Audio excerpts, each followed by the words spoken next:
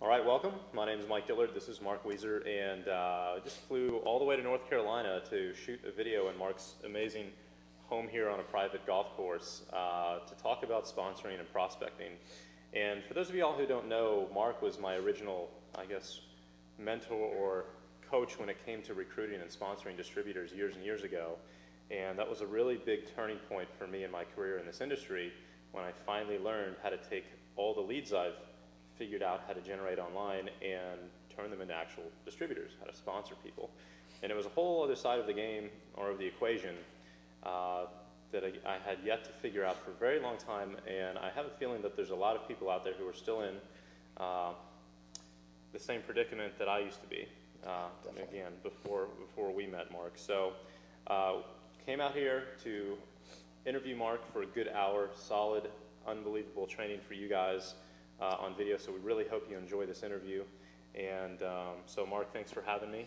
Absolutely. Yeah. Glad you can make it. Yeah, I can't wait. And for those of y'all who aren't familiar with Mark yet, he's been an instructor for Magnetic Sponsoring on our community site since we launched it, and has provided some fantastic content. So if you haven't gone and read his articles yet, I highly recommend that you do so. But just to give you an idea of who Mark is and his accomplishments are, and really why you need to, in my opinion, listen to every single word that he's going to give you today. You know, Mark, in a single year, you've sponsored personally over 250 distributors, right? Correct. On average, 25 a month.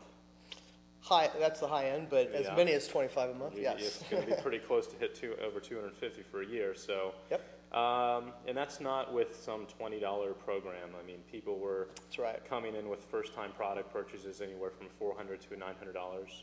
Yep. Right, which is a pretty decent, price tag. Pretty substantial buy-in, yes, absolutely. Yep, absolutely. You were the #1 recruiter, both domestically here in the U.S. and internationally, for 18 consecutive months. Correct. With your company.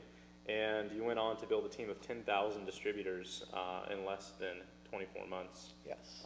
Years ago when we were working together.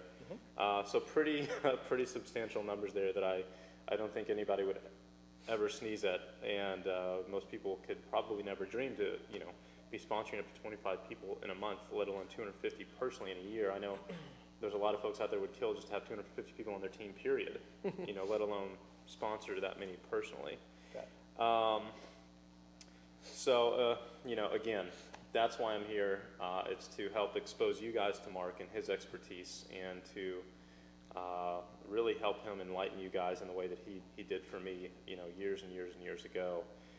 So that's what this video is about. So I'm really looking forward to this interview, and I've just come up with a list of questions. We're going to keep it real basic and off the cuff and casual. So sit back and grab a cappuccino or whatever, a Red Bull, whatever your thing is, and take out a pen and paper and please take some notes. That's what I would like to stress more than anything else right now. But the first thing that I wanted to ask you, Mark, is when you come up to a brand new person, maybe who's been in the industry for a short amount of time or has never been in it before, what do you consider the top 3 mistakes that type of person makes when it comes to sponsoring and picking up the phone and actually talking to their prospect? You bet.